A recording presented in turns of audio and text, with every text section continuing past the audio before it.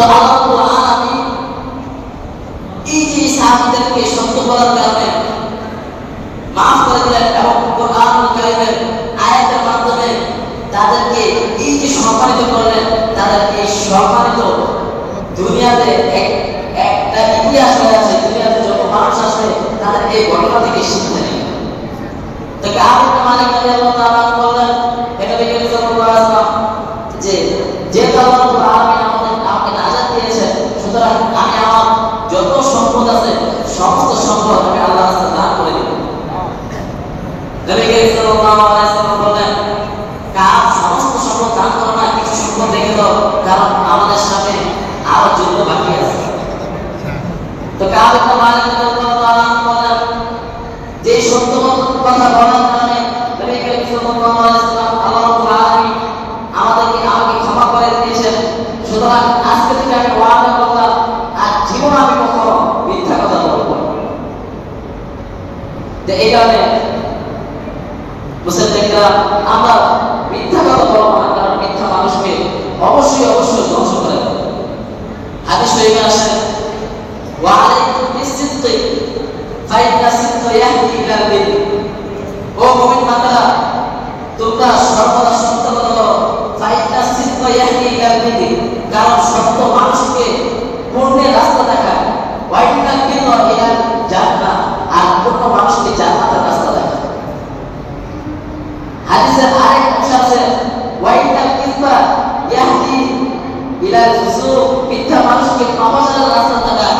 ওয়া ইন্নাল ফুসুকা ইলান নার জাহান্নাম, আর পাপাচার মানুষকে জাহান্নামের রাস্তা দেখায়। আল্লাহ রাব্বুল আলামিন বলেন, ওই লোকটা আমার সাথে মিথ্যা কথা কেন বলল? যখন চলতে নামাজ পড়াইতে চাইতেন, সাহাবায়ে কেরাম জিজ্ঞেস করতো, ইয়া রাসূলুল্লাহ, আপনি পেরেশান কেন?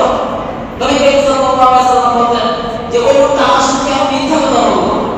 কারণ এই মিথ্যা কথা নবী করিম সাল্লাল্লাহু আলাইহি ওয়াসাল্লাম সবচেয়ে বেশি অপছন্দ করতেন।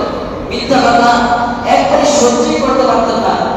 এরকম চলতে ফিরতে বলতো, লোকটা আমার সাথে কেন মিথ্যা কথা বলতো?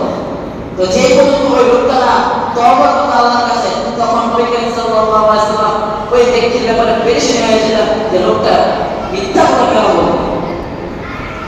এই কারণে আমরা চেষ্টা করবো মিথ্যা কথা থেকে আল্লাহ সর্বদা যেন আমাদেরকে বেঁচে রাখে। আরেকটা যেটা আমরা সর্বদা মিথ্যা কথা বলি, যে আল্লাহ শরীফের হাদিস আব্দুল্লাহ ইবনে আমির রাদিয়াল্লাহু তাআলা বলেন যে একবার আমার ঘরে নবী করিম সাল্লাল্লাহু আলাইহি ওয়াসাল্লাম উপস্থিত ছিলেন। এমন অবস্থায় আমি ছোট ছিলাম, আমার আম্মা আমাকে ডাক দিলেন, হে আমের, এখানে আসো, তোমাকে একটা জিনিস দিব। আমরা প্রতিনিয়ত বাচ্চাদেরকে ডাক দিই না, বাবা এদিকে আসো মজা দিব, এদিকে আসো না, আসতে আমরা বিভিন্ন ভাবে বলি মজা দিব, এটা দিব, ওটা দিব। তা আল্লাহ নবী বলেন, যদি কেউ এরকম করে আর সে যদি ওটা না দেয়, তার মিথ্যাবাদী হিসেবে আল্লাহর কাছে তার নাম। আল্লাহ নাম বললেন যে আমি ছোট ছিলাম তখন যে আমাদের বাড়িতে অবস্থান করতেছিলেন, আমার আম্মা যখন বললেন, হে আমার এদিকে আসো, তোমাকে একটা জিনিস দিব।